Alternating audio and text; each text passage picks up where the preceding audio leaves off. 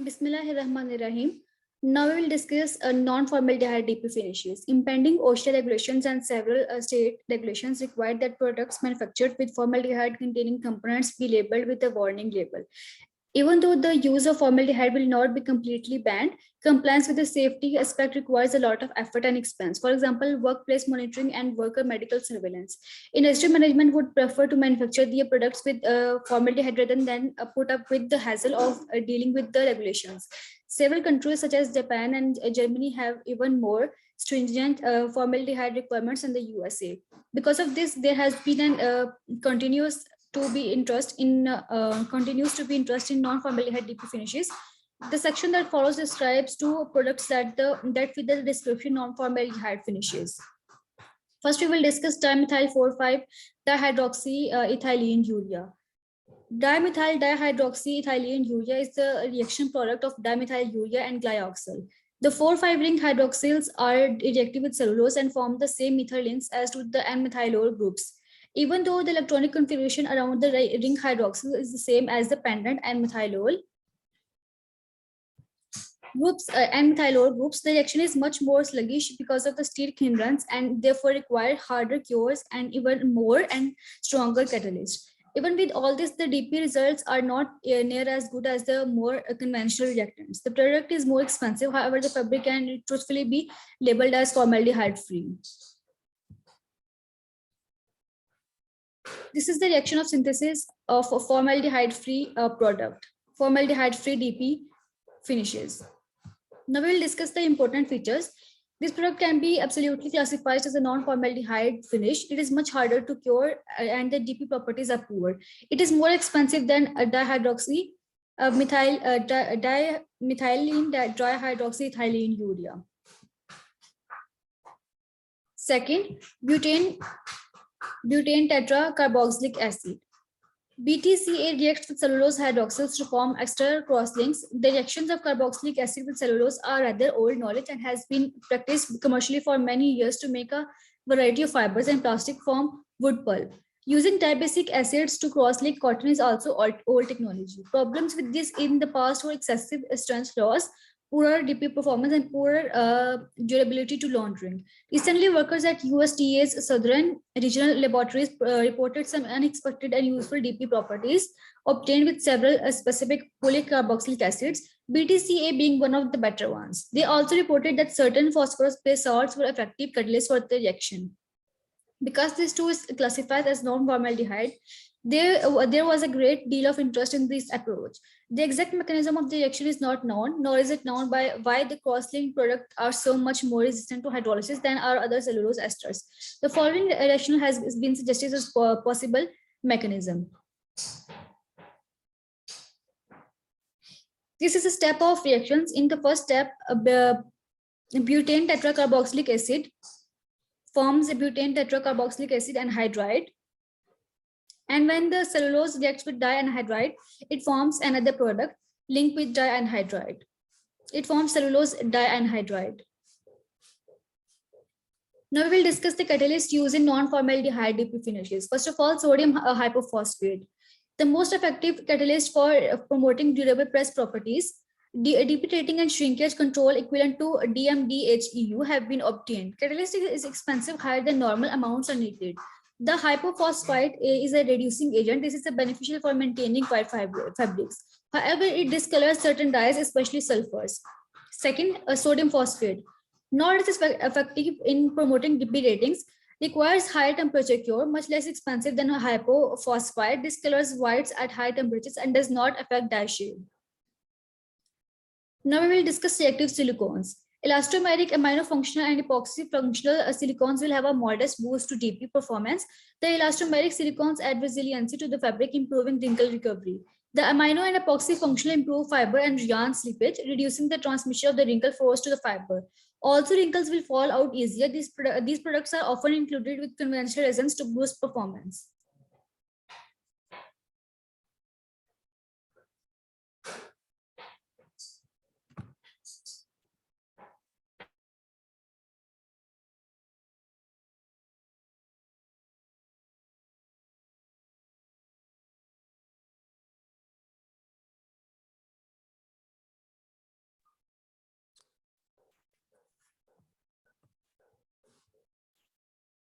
Now we will discuss liquid ammonia.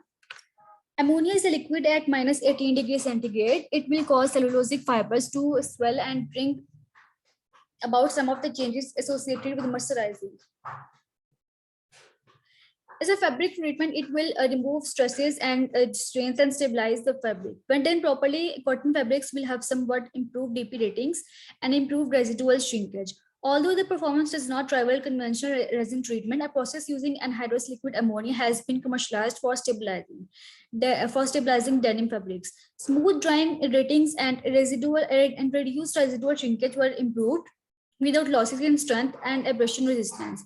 The improvement was not to the level one would expect of durable press, but enough to warrant the expense.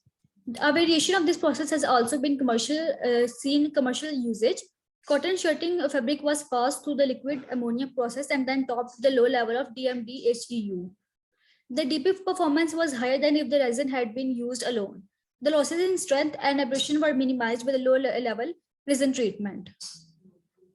The liquid ammonia process involves passing through the cotton fabric containing a controlled low level of moisture into a pad bath of liquid ammonia. The ammoniated fabric is put through a Palmer unit and removing the ammonia while the fabric is pressed flat against the drum. A Palmer unit is a large heated cylinder with an endless rubber belt pressing against it. Now we will discuss drying and curing.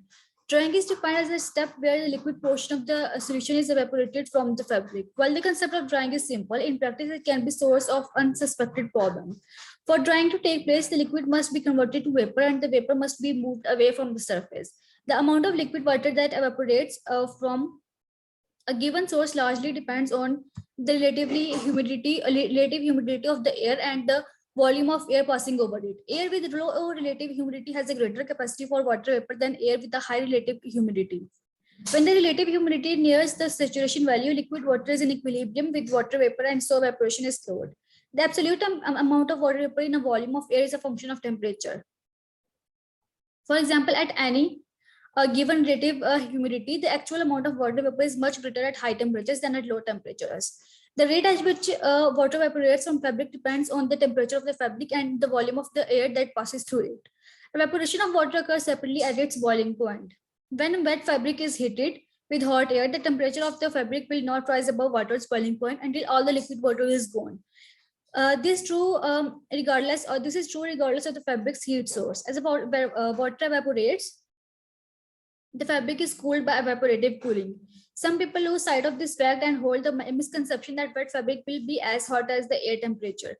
Some of the factors affecting drying rate are air temperature, relative humidity of drying air, and volume of air passing over fabric, which is called airflow. Now we will discuss migration. Chemicals dissolved or suspended in water will move to the point where liquid is converted to vapor. Liquid held in the capillaries is responsible for the phenomenon called migration. If a fabric is heated from one side, the dissolved or suspended chemicals will concentrate at the side at that side. The movement will continue until the moisture level in the fabric is reduced below the required to sustain the filled capillaries. For cellulosic fabrics, this level is about 30 to 40%. To prevent migration, dryers must be designed to evenly remove water from both sides of the fabric.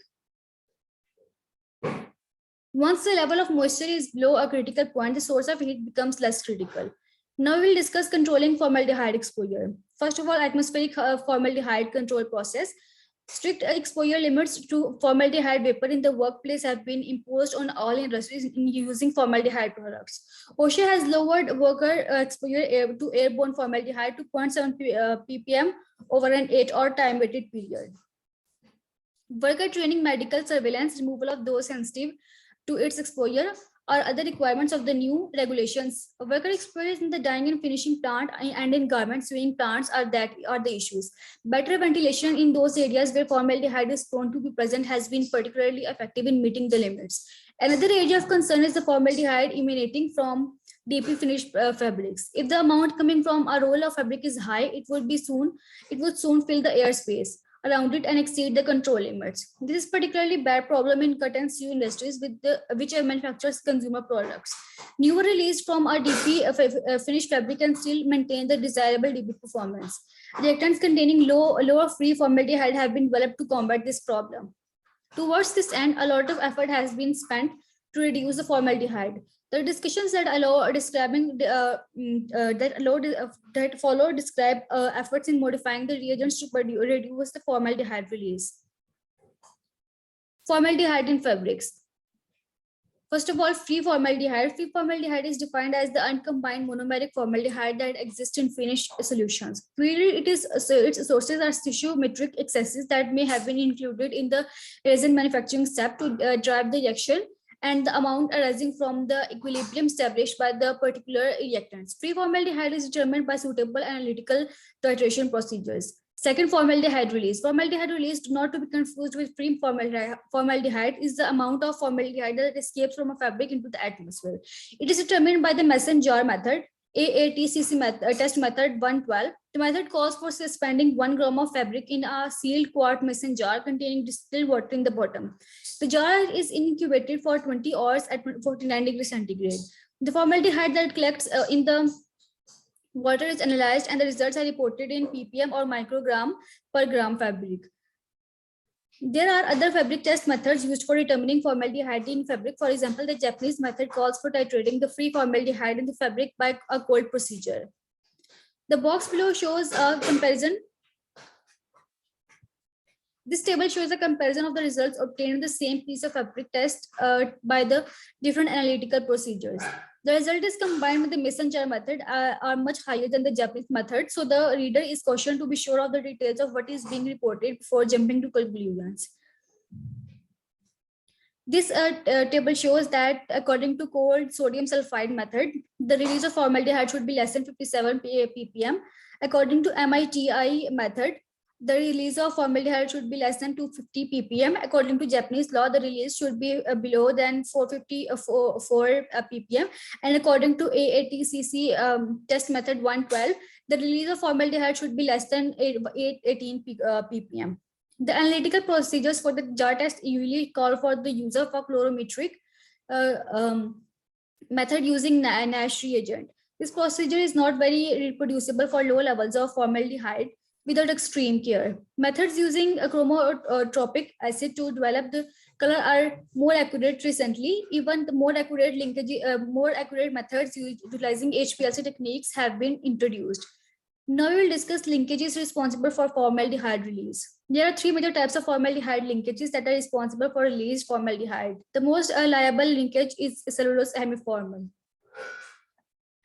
Cellulose readily picks up formaldehyde from the atmosphere and gives a positive reading by the jar test. Free formaldehyde in solutions and formaldehyde made available from the N-methylol equilibrium are also sources. A second linkage that can be a source of gaseous formaldehyde is uncured resin or pendant N-methylol groups.